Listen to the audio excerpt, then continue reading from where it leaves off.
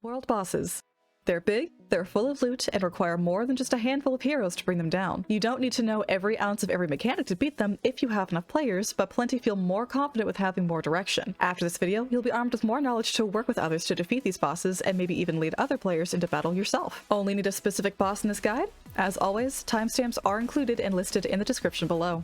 So what are world bosses? For starters, they're huge level map specific events and boss battles that drop far more loot than the average enemy. They can vary in difficulty and the time it takes to complete them, but they all require a much larger group of players to succeed, usually 15 or 20 at the very least for some of the easier ones. Some of the previous easier bosses also have had their mechanics updated and now take much more time and organization to complete. Each world boss also has some corresponding achievements tied to them, as well as whole collections for higher tiered weapons, useful items, cosmetics, and even the expansion tiered leveling system called the Mastery System, which has its own video linked in the description. Each world boss is set in their singular place on a map and are set on a schedule or timer within the game, usually with the next popping up every 15 minutes. There is an item you can gain called the World Boss Portal device that will take you to the current one without having to see where it is, but another way to look at that schedule is by going to the Guild Wars 2 event timer wiki page. You can do so by either visiting the site or googling it yourself, or you can simply type /wiki-et in the game's chat box and it will automatically open the page for you, as Guild Wars 2 has a direct link to any wiki pages built in. This not only shows you the core bosses we're going over today, but any large-scale events elsewhere in the game as well as in real time, and you can skip ahead through the schedule if you're looking to plan ahead for certain bosses.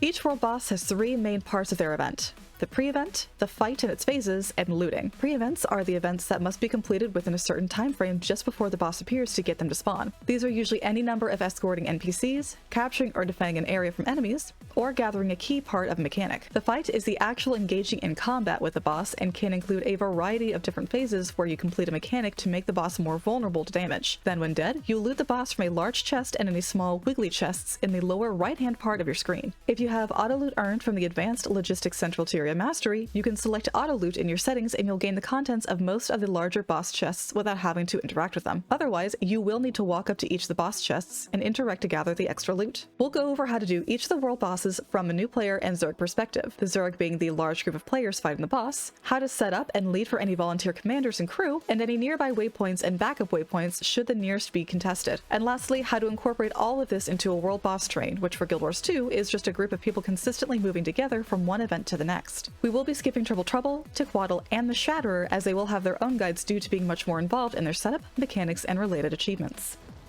Svanir Shaman Chief and the Frozen Maw, located at the Heart of Corruption point of interest in Wayfarer Foothills, with the two closest waypoints being Vendrake's Homestead and Kenrex. Kenrex being where the pre-event will start. You'll deal with Svanir Shaman trying to control an ice elemental where he'll use ice skills to damage and charge at the players to knock them around. To start out, at Kenrex Homestead, you'll help Scholar Brogan with protecting Tor the Tall's supplies from the aggressive Grawl. Once done, you'll then escort Brogan across the ice until he reaches a totem. After destroying this totem, turn around to destroy portals and any enemies that spawn from them. After that, return to the totem spot to begin fighting the Shaman. Players will deal with a variety of damaging ice attacks meant to slow and cause vulnerability, along with the Shaman charging forward in the direction of a red arrow on the ground to knock them back. Avoiding this will avoid its knockback.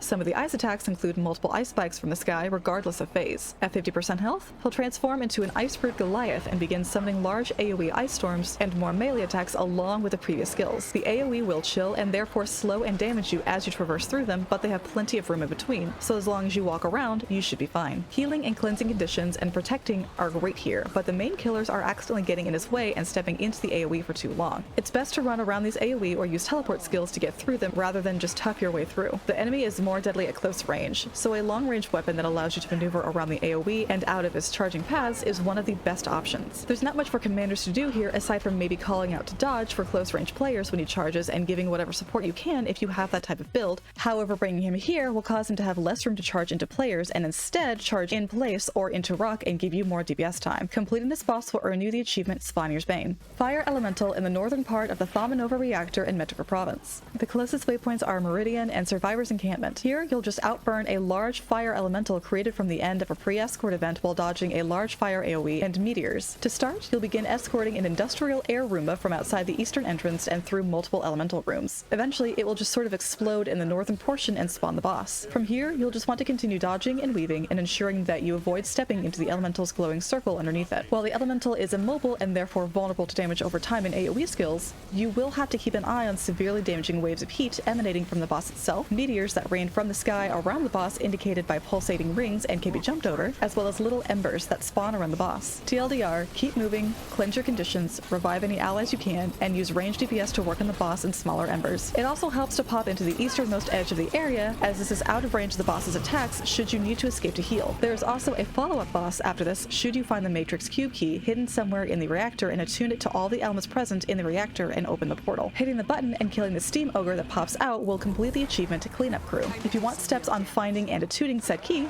here you go. The Jade Black Lighting Booster and either a Springer or Sky Scale helps a ton in the Ice Room. Simply get up here, Bond of Faith off, and use your 6th key for the Jade Booster to get to the same level as the Ice Attuner.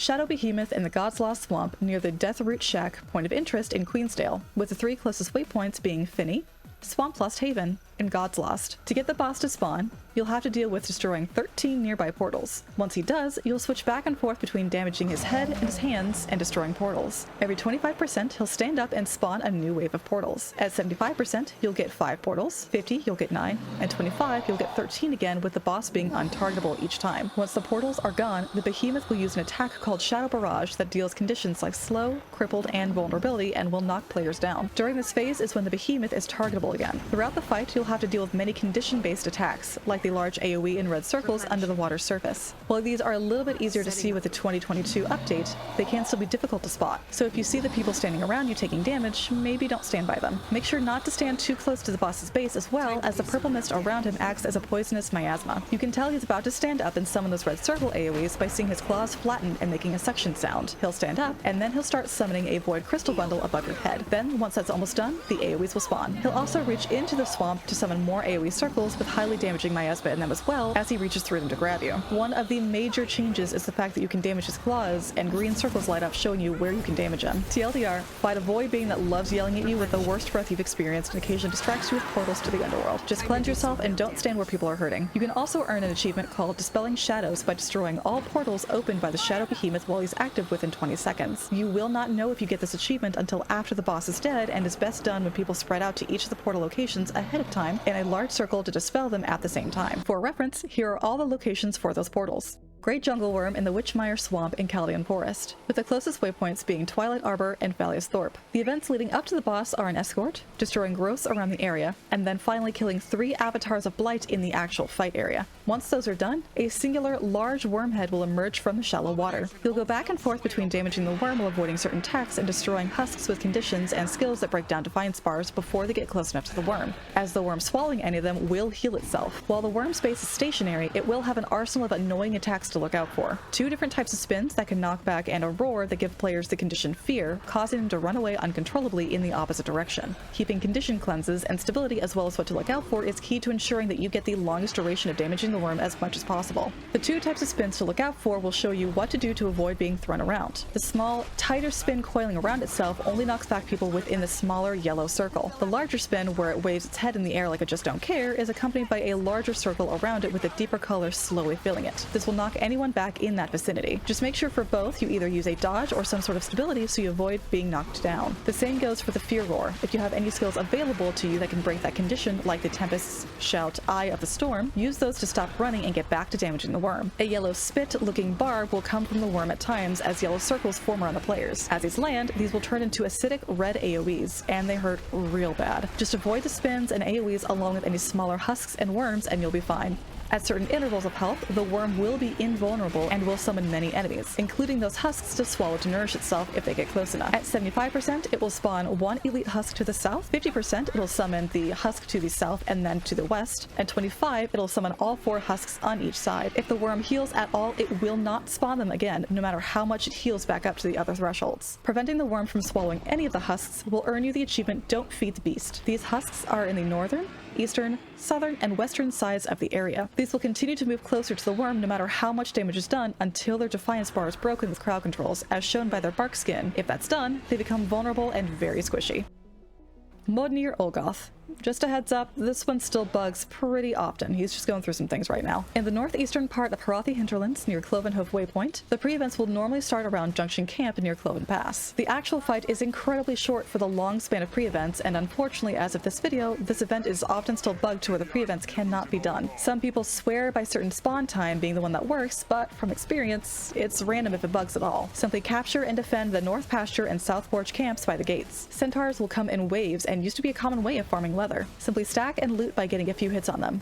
These days, since so many powered players are doing this, it's polite only to get in a few hits on each wave and not to use mounts or overpowered AoE attacks so that others can get hits in as well, especially newer players. Once finished, an escort party will head to the tent right next to Clovenhoof Waypoint, just before you get to tearing down the gate of the fight area. Once the champion in that tent spawns, treat it like the other centaurs and it'll burn very, very quickly. Then head to the gate right up the dirt ramp, smack that gate open, wait for Ulgoth's trash talk to start, smack his 3 dogs like the intruders that we are, wait for more trash talk, and then Ulgoth will summon the same earth elemental hands human players encountered in the beginning of their gameplay. Show those hands who's boss, wait for even more smack talk while Ulgoth gets to you as he'll be invulnerable, and then fight him while annoyingly invisible mini tornadoes fling you around. Ulgoth himself is just as squishy as his hands, just end his verbal tyranny and profit. Admiral Taidha Covington on Laughing Gull Island in Bloodtide Coast, with the closest waypoint being Laughing Gull. Basically smack a pirate lady with a Grenth obsession after spending far longer knocking down the door than actually fighting her. The pre-events will be capturing the guard towers and grabbing kegs from one of the 3 spots and placing them at the door. It will take a lot of kegs for this to come down, so just keep running them and go to another spot if one temporarily runs out. Once the door is down, Taidha will make a short speech and run down to the beach where you'll fight her. There will always be people running in to try to fight her before she gets to the beach, but she's fully invulnerable until then, so it's useless to run back and forth. Get her down to 50%, run inside, down 2 sets of stairs, and then fight her in the next room until she's at 25%. Then she'll teleport again further in on the back deck, where you'll finish her off. She's pretty simple. It's just a long pre-event and a lot of cardio. Defeating her will earn you the achievement Kill the Hydra Queen. MegaDestroyer in the Mount Maelstrom's core point of interest in Mount Maelstrom, with the closest waypoint being the Maelstroms, though this is often contested. The other closest waypoints that each have ways in are Magmatic, Avernan, and Firebreak or Ashen, should you want to enter the northwestern cave entrance. There are multiple pre-events that need to be done for the MegaDestroyer to spawn. The Asura lab to the east needs to be cleared, the caves around need to be cleared of destroyer minions, as well as the researchers by Magmatic being protected and escorted. Then you wait for the lasers to load and summon the boss. As for the fight,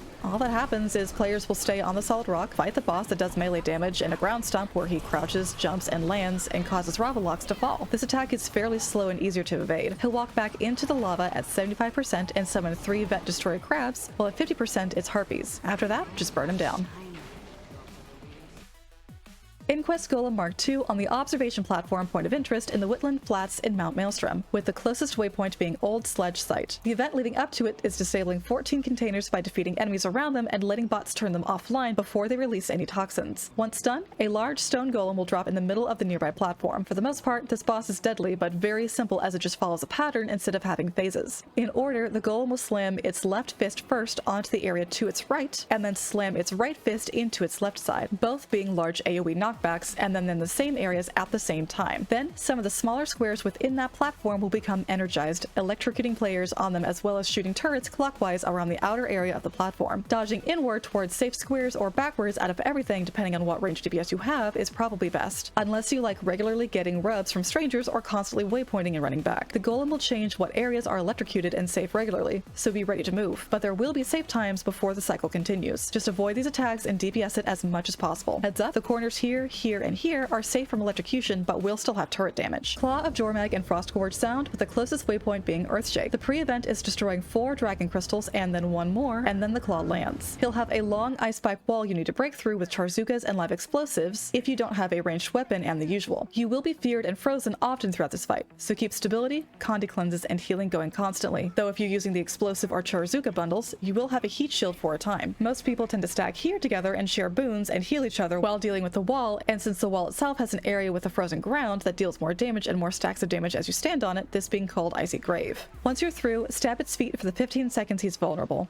If he's not at 50% by those 15 seconds, he will put up another ice wall and you will need to repeat until he's at 50%. Once done, he'll take off and head to the next spot. Stand here and wait for the claw to land on you after it gets blasted, and that'll earn you the achievement Crash Landing. You will most likely need to be rubbed or waypointed and run back. Once it's landed in its final spot, you need to get the golems to the claw by destroying ice pillars while doing damage to it. You won't be doing as much damage from the safe distance to avoid Icy Grave again, so some people prefer to get as close as possible and just heal through it and stabilize through the fear roars. The claw does not spread the frozen ground to cause Icy Grave if stunned, however. You also will deal with deadly minions while it's unstunned, but these will go away just like Icy Grave once stunned. So just get those golems to the claw and DPS it as best as you can and profit. Karka Queen in South Sun Cove. Ensure all 4 fortresses are safe and under control at the waypoints Keel's Outpost, Camp Karka, and at Pride Point along with the Steam Pipe Steading POI Fortress. The Karka Queen can spawn near any 4 of these so long as they're under control within her active time frame. She'll spawn and you'll see her boss icon on the map and minimap along with 3 or 4 people probably linking which closer waypoint in map chat. Once fighting her, she'll have some attacks: an immobilizing spit, a knockback stomp, and a roll where she'll sonic over players collecting might every time she knocks you back up to 25 stacks. She'll also throw her unhatched eggs at you, which you can pick up and throw back at her to work through her armor, or they will explode on everyone if you don't. Just CC and throw eggs until her Defiance bar is empty, DPS her down, and stay out of her way if she rolls. Once she's seemingly dead, she'll get back up to 50% and refill her Defiance bar. Smack her again, profit, and if not previously earned, earn the achievement Karka Queen Killer, which rewards the title Killer Queen, and if you're working on masteries, earns you 1 Central Tyria Mastery Point. Don't know what mastery points are? Check out my guide linked below and in the corner hereafter. I really want to give a shout out to Commentate's Guide's video on world bosses, as they go over some fantastic tips for players before they get involved. They mention making sure your inventory is empty for optimal loot gathering, bringing a ranged weapon for those areas not so friendly for melee fighters, and ensuring that you have the waypoints closest to each boss already unlocked. Another few helpful tips for most players is going into your options menu and setting your character model limit to lowest or low if you find being in some large groups causes your game to lag. This just eases the toll it takes to load other player characters. The same idea applies to having to load nameplates, and these options can be found in the top settings tab and in the second graphics settings tab in your options menu. Keep at least a condition cleansing and a stability skill handy, as many bosses will hand out conditions and fear or knockbacks constantly. Another great way to combat the fear mechanic if you can't stop it is by toggling your walk by using whatever keybind that is. That way you don't run too far away by the time the fear timer is over. Fun little tip with the event timer page mentioned earlier, you can actually click, hold, and drag these bars here if you want to keep an eye on certain ones. Like if I wanted to keep an eye on just world bosses like Dork and Dragonstorm schedules and not have to scroll around, I can just drag Lake Dork and Dragonstorms up by world bosses. Now I won't chance missing an event just because I forgot to scroll down far enough. Some other general tips for commanders or people just wanting to help. If leading a group of people and you're in a squad, just make sure you put yourself into another subgroup by right-clicking yourself and hitting create new subgroup, so people have a singular, consistent person's instance they can join on should they load into an instance and the commander or organizer is not on that map. If you want more info on the commander tag or how to use that and how the squad works, head to my How to Commander video. 2. Link the waypoint closest to the next boss. It's typically expected that someone links a waypoint for players not aware of what boss is next. 3. Try to ensure the tag or commander is on any pre-events that need to be completed before the boss can pop. Players typically will stick to whoever looks like a leader with a shiny colored icon over their heads and assume the commander will take them to wherever the action is, if they themselves aren't 100% sure on what's happening or where people are needed. If you need to get pre-events done, it helps if the commander is doing them or at least communicates that people need to head to certain areas to do them. For most MMOs, all most people know across the board is place where shiny person with good information is equals the place they're probably supposed to go for loot. That and red circles on ground equals pain, but we all know that one's still tested often. 4. It's nowhere near necessary, but people really appreciate any buffs you can lay out if you're feeling a little extra. Even if it's just magic find or an experience banner, people love the extra help others can give them to their gameplay. I usually try to set out a guild heroes banner with all the basic banner buffs, a way station, and a few ascended foods that apply to most builds. Some do way more, some do just a banner or birthday cake. Other players appreciate it all the time and are honestly just with you for a convenient taxi to bosses in the first place, so don't ever feel pressured. I hope this helped at least some newer or returning players with most of the world bosses. If you have any questions or any more tips, leave them in the comments. If you like this type of guide and want more, consider liking and subscribing. I also stream Guild Wars 2 at least twice a week over on Twitch. I'll see you guys in the next one. Bye!